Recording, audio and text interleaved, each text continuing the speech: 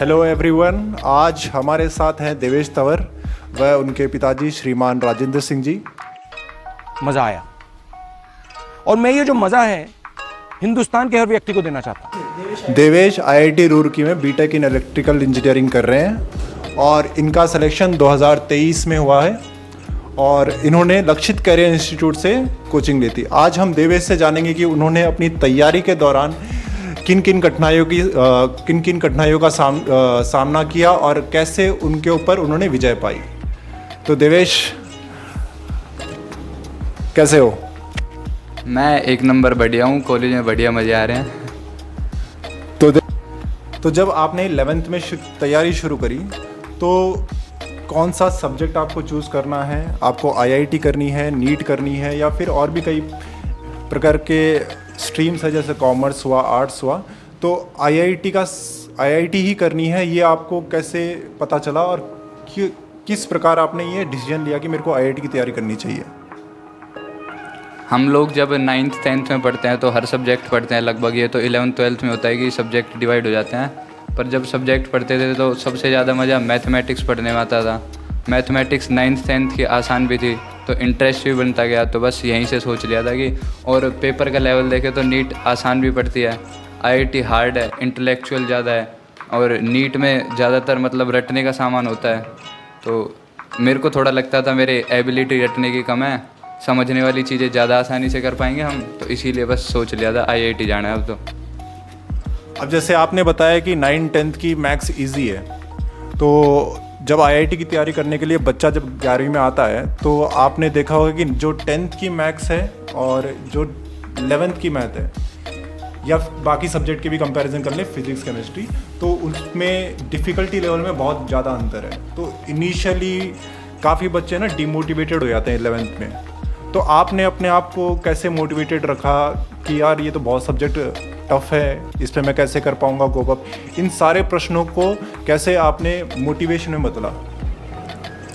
बस environment positive था, teachers आप लोग थे जो हमें हमेशा मोटिवेटेड रखते थे, पेरेंट्स थे जो हमेशा मोटिवेटेड रखते थे, तो बस कभी ये दिक्कत नहीं आई। बाकी दिक्कत आती थी पढ़ने में, कभी दिक्कत होती थी तो आप लोगों से बात कर लेते थे, पेरेंट्स से बात कर लेते थे, बड़ा भाई है उसका नीट क्वालिफाई है उससे बात कर लेते थे, वो गाइड कर देता था। बस इन्हीं चीज़ों को वो ध्यान रखते हुए हमने बढ़िया तैयारी करी। और आजकल आप जैसे देख रहे हो कि ऑनलाइन भी कई प्लेटफॉर्म्स है जो आईआईटी या नीट की तैयारी करवाते हैं। तो एक 11वीं में जब बच्चा आता है तो इसके दिमाग में डिस्ट्रैक्शंस बहुत होते हैं, क्योंकि वो तरह तरह की एडवाइजेस सुनता है, क्योंकि आजकल सोशल ये जो डिजिटल है ये काफ़ी इजी एक्सेसिबल है। तो बच्चा काफ़ी तरीके की एडवाइस ऑनलाइन सुनता है, फिजिकल क्लास में सुनता है, और फिर वो डिस्ट्रैक्ट हो जाता है, काफ़ी उलझ जाता है मैं कहूँ तो इस उलझन को पार पाने के लिए उनको क्या मार्गदर्शन देना चाहोगे आप? ये तो मैटर ऑफ प्रोस्पेक्टिव है। आप ऑनलाइन से भी क्वालिफाई कर सकते हो एग्ज़ाम को और ऑफलाइन से भी कर सकते हो, ये तो बच्चे पे डिपेंडेंट होता है। बाकी ऑफलाइन से जो स्टूडेंट होता है वो टीचर से ज़्यादा कनेक्टेड होता है, और अगर कंपेयर करोगे ऑनलाइन के साथ तो ऑनलाइन में डिस्ट्रैक्शंस बहुत ज़्यादा होता है। जैसे मान के चलो आप यूट्यूब से लेक्चर देख रहे हो, तो यूट्यूब से लेक्चर देखोगे तो ऐसी मतलब एंटरटेनमेंट वाली चीज़ें भी पैरेलल यूट्यूब पे शो होती हैं, तो बच्चे का मन भी वो होता है थोड़ा चंचलता में कि हम एंटरटेनमेंट देख लेते हैं, पढ़ाई बहुत देर से कर रहे हैं, तो वही होता है। अगर आप डिस्ट्रैक्शन पे काबू कर सकते हो तो ऑनलाइन भी बढ़िया प्लेटफॉर्म है, बाकी ज़्यादा प्रेफरेबल ऑफलाइन है। और आपका मतलब शेड्यूल कैसा रहता था? कुछ फिक्स शेड्यूल था या फिर आपका शेड्यूल जो था वो फ्लेक्सिबल हुआ करता था? मतलब जैसे कि ऐसा नहीं है कि भाई ये समय से ये समय तक मुझे पढ़ना है, ये समय से ये समय तक सोना है, या फिर ऐसा होता था कि यार अब मन कर रहा है तो अब पढ़ते हैं, या फिर अब थोड़ी देर अपन आराम कर लेते हैं? ऐसा कुछ था फ्लेक्सिबल, या फिर आपने कुछ फिक्स शेड्यूल बना रखा था अपना? शेड्यूल फिक्स तो होता ही है पर वो फ्लेक्सिबल अपने आप हो जाता है। तो जैसे फिक्स्ड जो शेड्यूल था उसमें किसी टाइम हम नहीं पढ़ पाते थे, जो आगे कवर अप करने के लिए जब मन करता था जब पढ़ लिया करते थे। और बाकी ऐसी कोई टेंशन की बात नहीं है, शेड्यूल अपने मन से बनाओ, जो खुद को फिजिबल हो वैसे बनाओ। अब आजकल है ना मार्केट के अंदर काफ़ी तरह के रिसोर्सेस आ रहे हैं, मतलब तरह तरह की किताबें हैं और तरह तरह का ऑनलाइन मटेरियल है। तो बच्चे क्या होते हैं कि मैं ये मटेरियल भी कर लूँ, वो मटेरियल भी कर लूँ।